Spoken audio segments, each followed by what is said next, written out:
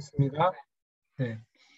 지금 보시는 게 이제 서울대학교의 모집 요강입니다. 네, 다 아시는 것처럼 네, 서울대, 연대, 고대 이렇게 세 학교에 대한 부분들을 이 모집 요강이 나와 있는데 작년 그러니까 22학년도 전기 모집하고 크게 변경된 사항이 없습니다. 어머님들 입장에서는 이제 처음이시니까 궁금하시겠지만 사실은 작년도 부분하고 별로 바뀐 부분이 없어요. 그래서 내용을 읽어보시면 충분히 이해하시겠지만 전체적인 사항은 제가 간략하게 말씀드리고 주의해서 보실 부분만 좀 더 언급해서 말씀드리겠습니다. 그리고 궁금하신 부분은 나중에 질문 시간에 한꺼번에 질문해 주시면 좋겠습니다. 보시는 것처럼 서울대학교는 글로벌 전형 1이 있고 2가 있습니다. 근데 1은 부모 모두가 외국인이어야 합니다. 그러니까 이 부분은 서울대학교에서 말씀하셨던 것처럼 세 사람이 모두 다 외국인이어야 되고 고등학교 입학 이전에 외국인 자격을 취득해야 되며 이중 국적에 대해서는 인정하지 않는 분위기입니다. 그래서 특별전형 1에서는 외국인에 해당되는 거고요. 우리는 이제 대부분 12년 전 과정, 전 교육과정 해외 이수자라고 표현하는 특별전형 2에 해당되겠습니다. 2는 3월 2일부터 해서 3월 7일까지 이때까지 하게 되는데요. 네. 지금 보시면 빨간색으로 칠해진 부분들은 조금씩 주의해서 보시는 게 좋겠습니다. 여기 보시면 지원 유형에 있어서 이게 언제 불가하냐면 전형료가 결제되고 난 다음에는 이게 전공에 대해서 변경이나 취소가 불가합니다. 그러니까 밑에 있는 것처럼 인적사항이나 자기소개서, 수학계획서, 업로드 파일 이런 거는 결제를 다 하시고 난 다음에도 수정이 가능합니다. 수정이 가능한데 전공에 대해서만은 바꿀 수 없다. 이렇게 돼 있고요. 그다음 추천서는 이제 온라인으로 제출한다고 돼 있죠. 3월 11일까지입니다. 3월 11일까지인데 요거 좀 확인하시면 좋겠어요. 우편이나 이메일, 팩스로는 안 됩니다. 절대 안 됩니다. 이게 지난번부터 이렇게 바뀌었거든요. 그래서 선생님들께서 가끔 이런 일이 있으셨어요. 서울대학교에서 이제 추천서 양식을 선생님 메일로 보냈는데 그 메일이 스팸으로 분류돼 버린 겁니다. 그러니까 선생님은 그냥 오겠지라고 생각하고 기다리고 학생은 선생님이 보내셨겠지 하고 안심하고 있고 근데 서울대는 안 들어갔고 그래서 나중에 서울대학교에서 기간이 다 끝나고 난 다음에 추천서가 왜 안 들어왔냐고 학생에게 연락했는데 가서 선생님한테 물어보니까 안 왔다. 온 적이 없다.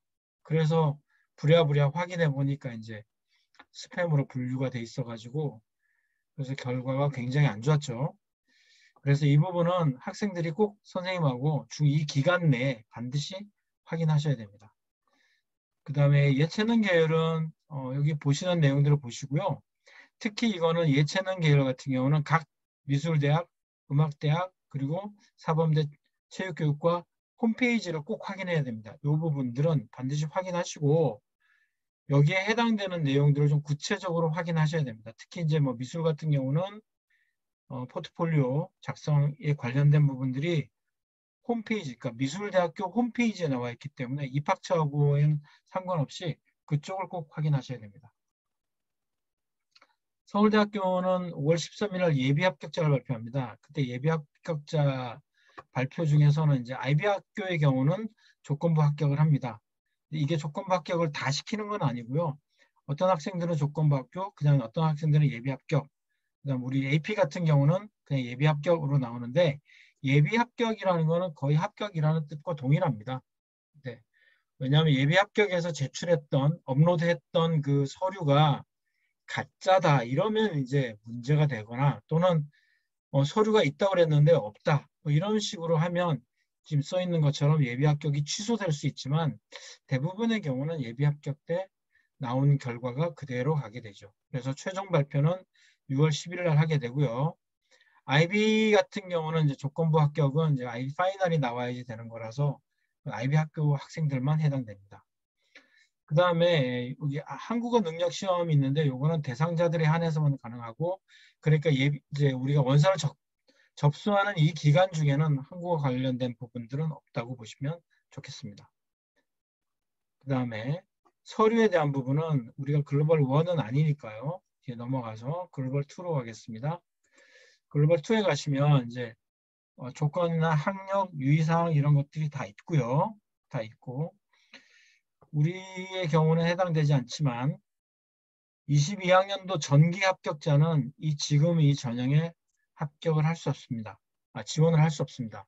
그러니까 전기에 원서를 내고 등록을 안 했다. 이거는 아무 상관이 없고요. 등록을 안 했더라도 합격만 했다라고 하면 합격 통지서를 받았다라고만 하면 무조건 지금 하는 후기 전형은 지원이 안 됩니다.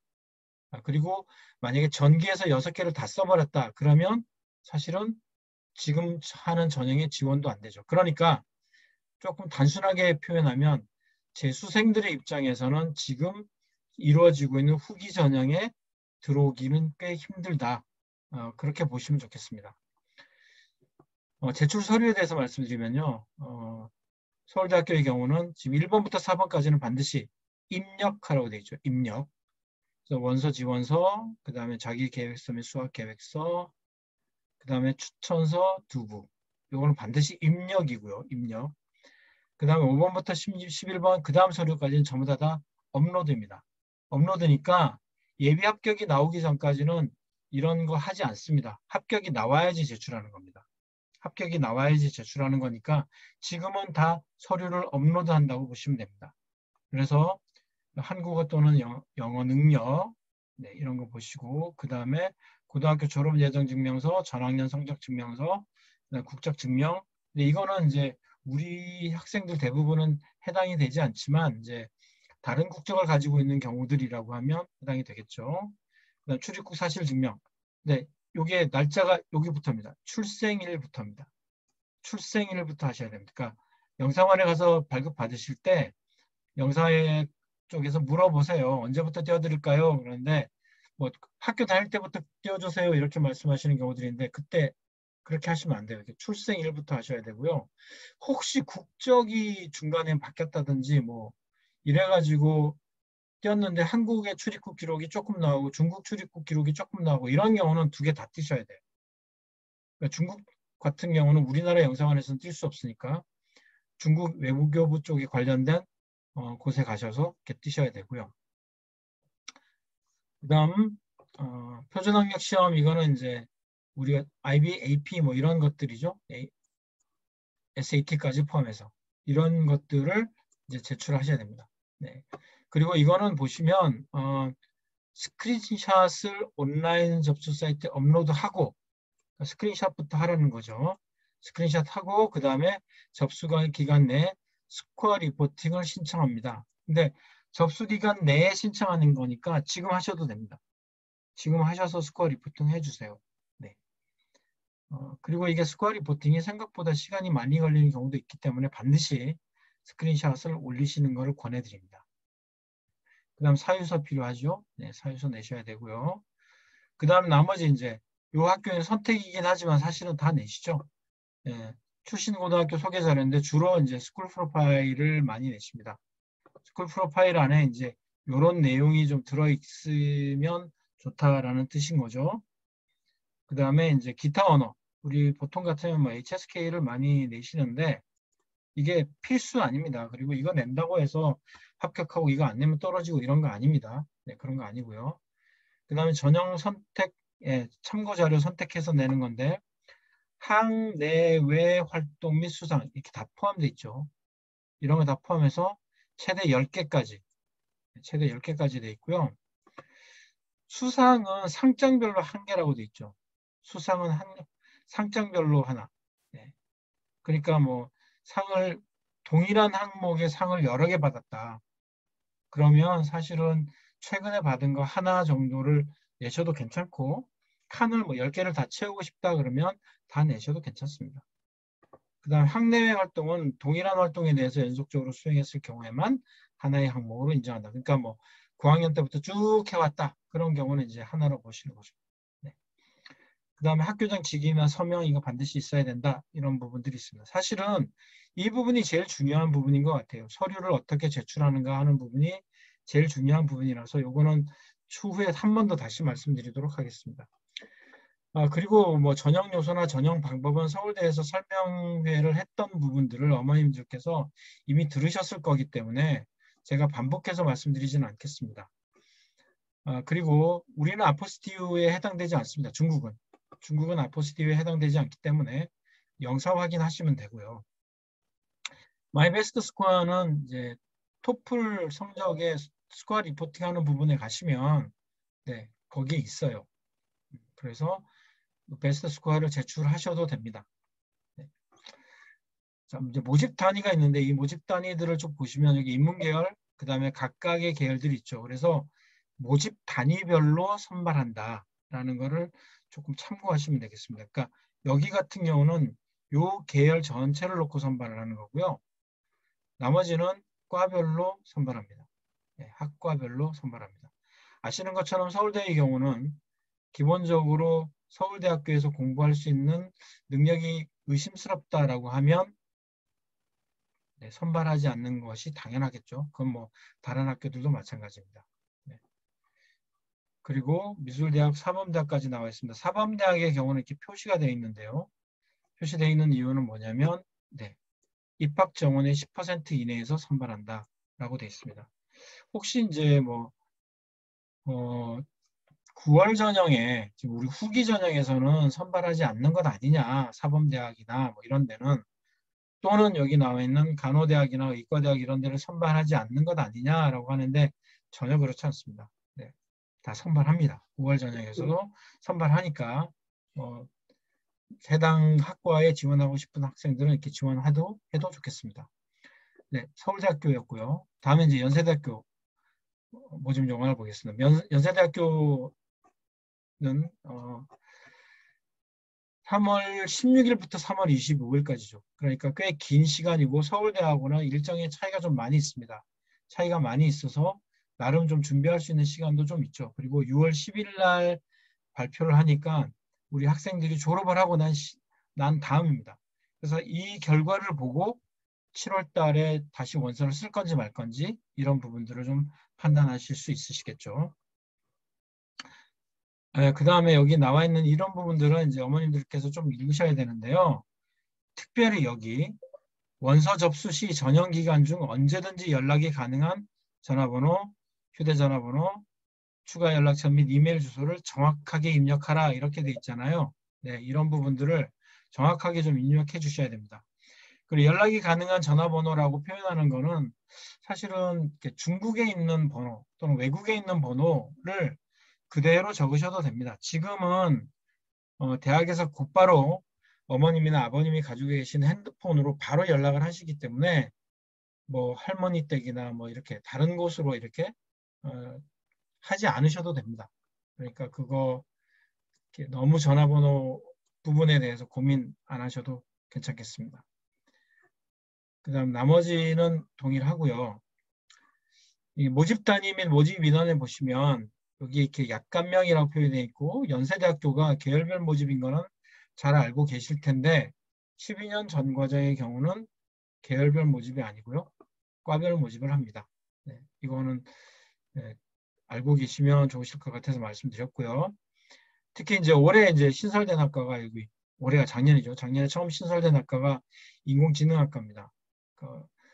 여기는 선택 경우에는 한 명을 뽑습니다. 그러니까 그 정도로 과가 이렇게 큰 과는 아닙니다. 큰 과는 아니고요.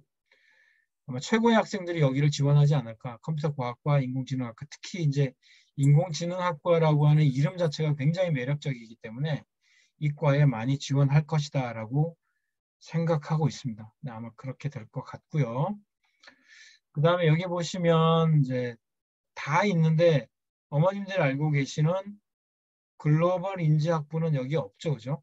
글로벌 인재학부는 여기 없는데 글로벌 인재학부는 모집 요강의 맨 뒤편에 다시 나옵니다. 다시 나와서 연세대학교의 일반학과, 지금 보여주시는 일반학과의 카드를 한 장 쓸 수 있고, 그리고 여기 나와 있지 않는 글로벌 인재학부를 다시 한 장 더 쓸 수 있습니다. 그러니까 연세대학교는 2장을 쓸 수 있죠.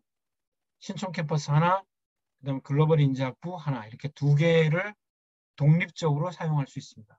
그래서 이 모집 요강의 뒤편에 보시면 글로벌 인재학부 따로 나와 있는데 제가 나중에 다시 보여드리도록 하겠습니다.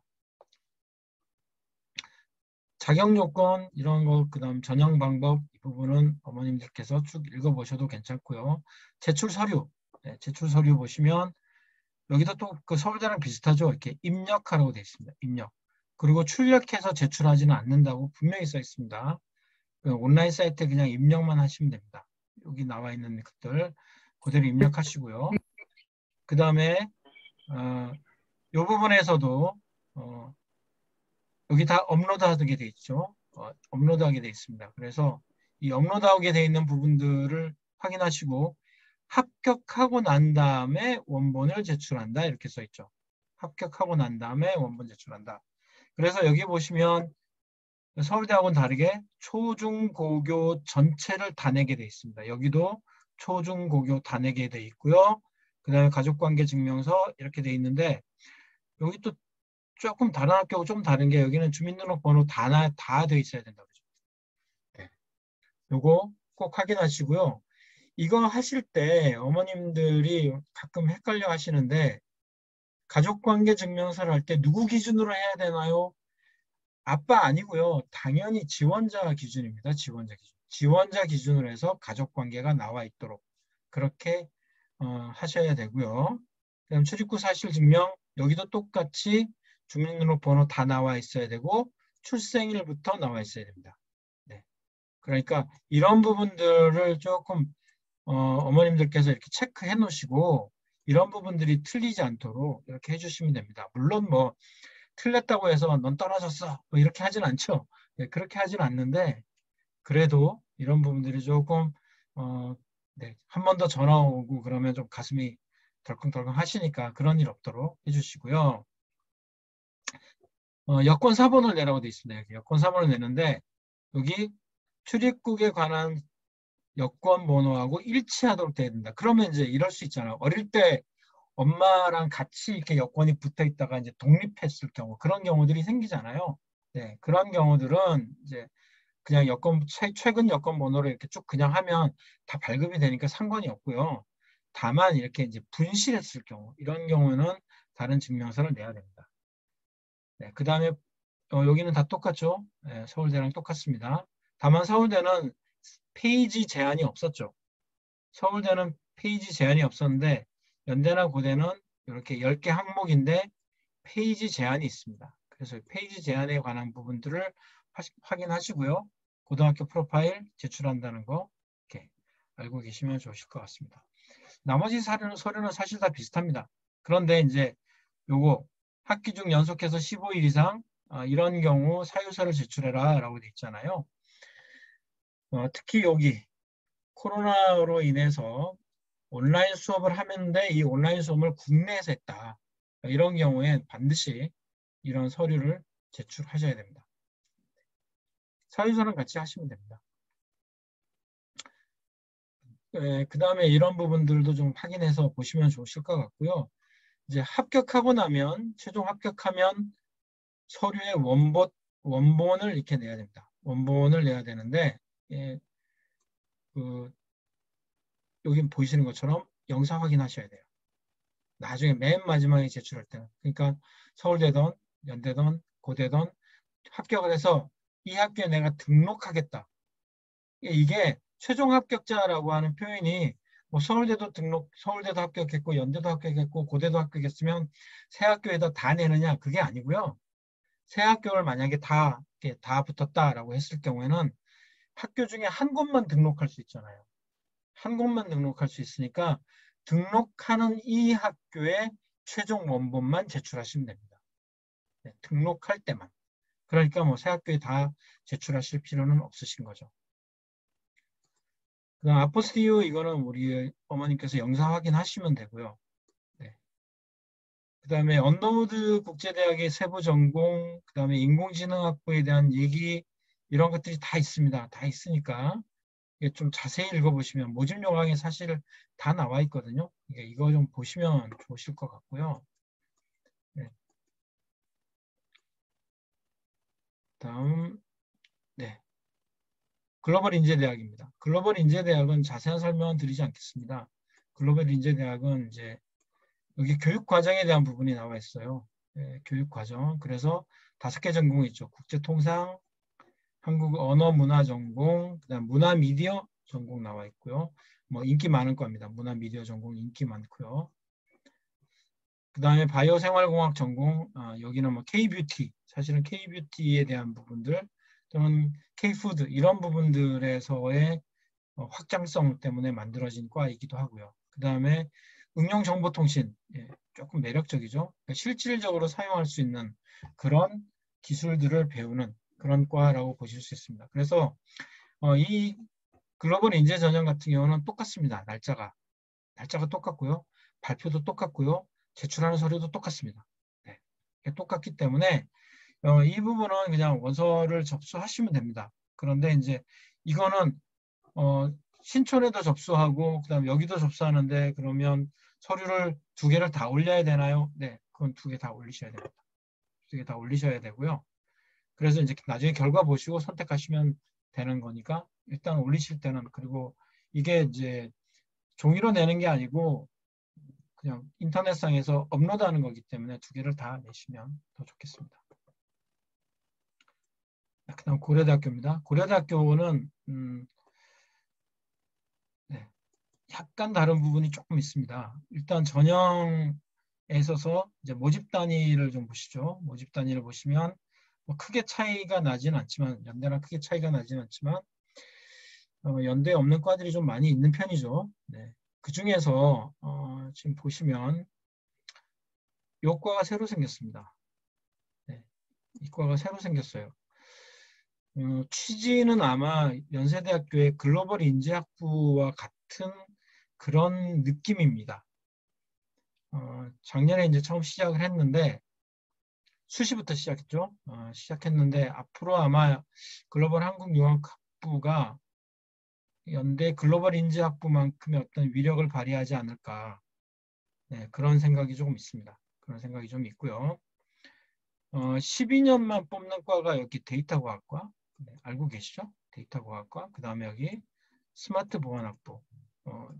이런 과를 이제 이공계 쪽에서 굉장히 관심 있게 바라보면서 새로 뽑는 학교입니다. 그러니까 12년만 이렇게 선발합니다.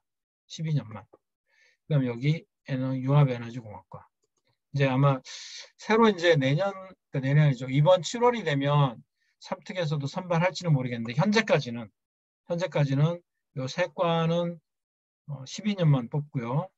글로벌 한국융합학부도 12년만 이렇게 선발하는 걸로 이렇게 돼 있습니다. 그래서 요거는 이제 연대는 없는 과들이니까 좀 보시면 좋을 것 같고요. 날짜는 4월 10일부터 3월 10일까지, 3월 4일부터 3월 10일까지입니다. 서울대랑 겹치죠. 서울대랑 날짜가 거의 뭐 비슷하게 겹쳐서 3월 7일 끝나면 이제 3월 10일 날 고려대학교가 끝나는데 서울대 이제 다 하시면 그다음 고려대 이렇게 준비하시면 될 것 같고요. 디자인 조연학부 이게 미대 같은 경우는 면접을 4월 6일까지 본다. 예, 이런 부분들이 나와 있습니다. 세부 안내상의 지원 자격이나 여러 가지는 사실 이제 특별하게 어려운 부분들은 별로 없고요. 보셔야 될 때, 네. 원서 접수 사이트에 온라인으로 업로드해야 된다. 충분히 이렇게 나와 있죠. 네. 그 다음에 학교 중에서 이제 이 부분은 뭐 학교들마다 조금씩 다른데 이제 재학증명서나 성적증명서를 학생에게 주지 않는 학교들이 있어요. 이제 그럴 경우는 고등학교에서 대학으로 직접 보내도 괜찮다라고 하는 부분이 지금 여기 고대에는 이렇게 나와 있습니다. 그 다음에 초, 중, 고교 각각 별도 제출하라고 돼 있죠. 사실은 이거는 뭐 서울대나 연대나 다 마찬가지입니다. 나중에 기입하실 때도 이걸 초, 중, 고로 다 나눠서 입력하셔야 되기 때문에 이거 하셔야 되는데요. 고려대학교가 특이한 부분 중에 하나가 이거예요. 성적 체계 자료. 네. 성적 체계 자료라고 하는 거를 제출하라. 이게 스쿨 프로파일하고 좀 다릅니다. 스쿨 프로파일하고 좀 달라서 성적 체계 자료를 따로 제출을 하라고 써 있거든요. 그러니까 요거는 이제 뒤편에 제가 다시 한 번 더 말씀드리겠습니다. 그 다음 여기 보시면 서류. 아까 연대는 주민등록번호가 다 나와야 된다 그랬잖아요. 근데 얘는 주민등록번호 뒷자리를 가리라고 돼 있습니다. 그래서 이런 세밀한 부분들만 조금씩 보시면 되고, 아, 이거 틀려서 뒷자리까지 다 나왔다. 그래서 너는 탈락이야. 이런 경우는 전혀 없으니까 네, 그런 경우는 너무 걱정하지 마시고요. 출입국 관리 기록도 출생부터라고 돼 있습니다. 그다음에 활동증명 서류, 뭐 연대행 기타 서류인 거죠. 네, 그런 것들 똑같이 10개 항목에 20페이지 이렇게 돼 있습니다. 그런데 중요한 게 이 부분이죠. 교회 수상이나 교회 활동 등 제출 가능 항목에 해당되지 않는 서류는 제출이 불가하고 제출하더라도 평가에 반영하지 않는다. 이게 고대가 가장 다른 점 중에 하나입니다. 이 부분은 확인하시고요. 요 위에 있는 건 아닌 거, 요 위에 있는 거 아닌 거는 대학에서 뭐 이미 서류를 낸다 하더라도 그거는 다 지우고 평가하게 될 겁니다. 네. 그 다음에 이제 원본 대조필 뭐 필요가 없는, 사실 원본 대조를 한다는 게 고대 입장에서는 바깥에서 한 서류도 아니고 뭐 그렇다면 이게 사실 필요 없는 부분이긴 한데, 만약에 원본 대조를 했다라고 하면 서류 첫 장에다가 이거를 담당자 이름과 연락처를 기재해라 라고 돼 있는데, 어머님들이 틀리시면 안 되는 게 학교에서 도장 찍어주는 거 그거는 원본 대조 아닙니다. 네, 그거는 학교에서 서류를 인정해 주는 거고요. 예를 들면 뭐 학교 밖에서 했던 어떤 활동인데 그걸 갖고 와가지고 했다. 그런 거는 이제 원본 대조가 되는 거죠. 예를 들면 무슨 한인회에서 이렇게 서류를 만들어 줬는데 그걸 학교가 도장을 찍어준다. 그거는 원본 대조입니다. 그건 원본 대조인데, 학교에서 나온 상장이나 학교에서 나온 어떤 서류를 학교가 도장 찍어주는 거, 그거는 원본 대조가 아닙니다. 네, 그건 그냥 학교가 인증해 주는 거기 때문에 그건 좀 다른 개념입니다. 그래서 사실 우리 입장에서는 이걸 뭐 지금 요 글은 사실 좀 네, 불필요한 부분이 될 거라고 생각되고요. 그 다음에 공인 성적은 스코어 리포팅을 해도 되는데요. 3월 11일까지 도착하라고 그랬잖아요. 이게 스코어 리포팅을 지금 하더라도 한 달 후에 들어간다가 절대적인 사실은 아닙니다. 더 일찍 들어갈 수도 있고요. 혹은 더 늦게 들어갈 수도 있습니다. 그래서 진위 여부를 확인할 수 있는 수단을 제공하라고 돼 있죠. 그래서 이 진위 여부를 확인할 수 있는 수단이라는 게 뭐냐? 아이디하고 패스워드를 적는 겁니다. 실은 고려대학교 같은 경우는 원서 접수하시면 거기에 아이디하고 패스워드를 적는 칸이 있어요. 그런 칸이 나오니까 그거 보시면 되고요. 스코어 리포팅 했느냐 안 했느냐 이렇게 또 체크하는 칸이 있어요. 그러니까 그거 보시면 그냥 다 하실 수 있으니까 지금 뭐 해야 되는데 늦게 도착하면 어떡하지 뭐 이런 걱정 안 하셔도 됩니다. 그리고 여기 이런 거 나와 있죠. 활동 증명 서류에 지원자 개인의 감상평이나 소감 등을 기재하면 평가 대상에서 제외됩니다. 예를 들면 활동 증명 서류에 뭐 대회 참가했는데 이 대회는 어떤 대회다라고 하는 그런 문구는 가능할 수 있는데, 여기 대회 참가해서 내가 뭘 얻었다든지 또는 어떤 뭐 영향을 받았다든지 이런 식의 개인의 얘기를 쓰게 되면 그거는 평가에서 제외된다는 거죠. 왜냐하면 고려대학교는 자기소개서를 받지 않기 때문에 잘못하면 그것이 자기소개서와 같은 역할을 할 수 있기 때문에 그런 것들을 배제시키는 겁니다. 네. 그다음 하나 더, 성명이나 성년월일 등 이런 것들이 서류에 있는 것하고 좀 다를 경우에는 동일인을 증명하는 서류, 이걸 제출해야 된다. 이게 무슨 말이냐면요. 학교에서 이제 영어 이름으로 계속 부르다 보니까 상장이나 어떤 증명서에 영어 이름이 써 있거나, 그래서 우리 한국 아이들의 이름하고 다른 케이스. 뭐 예를 들면 데이비드 킴 그랬는데 제 이름하고 다르잖아요. 그러면 데이비드 킴이 누구야?가 되는 거죠. 그러니까 예를 들면 데이비드 킴 하고 데이비드 하고 괄호 열고 성준 킴 이러면 제가 되는데, 제 이름이 없이 그냥 데이비드 킴 그러면 다른 사람이 되는 거거든요.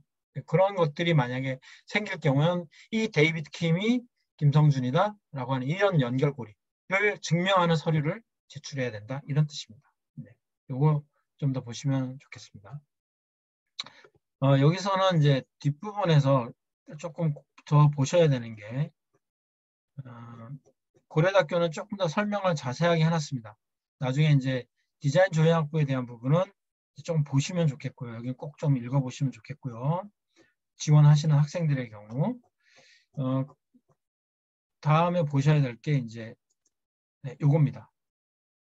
다른 학교는 이게 온라인 제출하는 거에 대해서 특별하게 언급을 안 했고요. 그리고 실제로 서울대나 연대는 원서 접수를 해보시면 거기에 순서에 따라서 이렇게 업로드하면 됩니다. 그냥 턱턱턱 이렇게 업로드하면 되는데 고려대학교는 모든 제출 서류를 제출을 하는데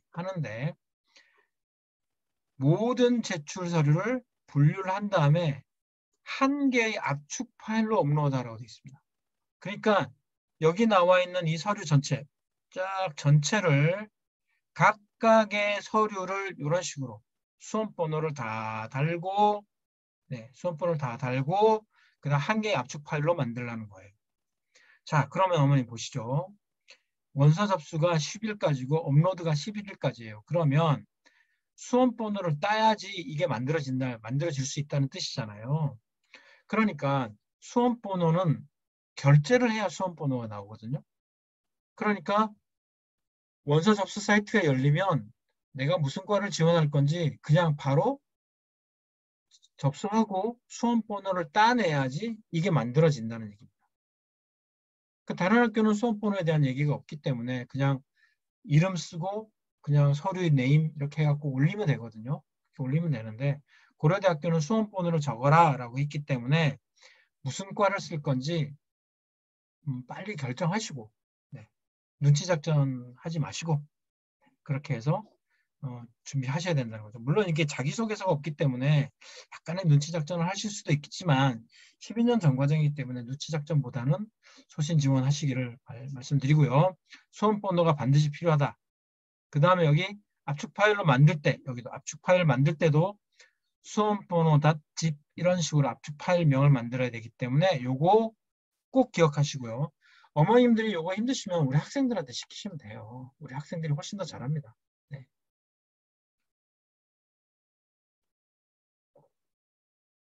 네, 여기는 아까 말씀드린 것처럼 이제 최종 합격한 상황에서 등록하실 때 요거 하시면 원본을 제출하시면 됩니다. 네, 저희 우리 블루베리는 카카오톡, 그 다음에 위챗 여기 나와 있는 이 연락처로 연락하시면 개인 상담이나 또는 학부모님들 같이 모여서 간담회 하시는 것 그런 것까지도 저희가 안내해 드리겠습니다. 네. 간담회를 여는 거는 항상 무료로 저희가 간담회 개최를 해드리고요. 개인 상담은 상담 내용에 따라서 약간의 비용이 발생한다는 거 알고 계시면 좋으실 것 같습니다. 감사합니다.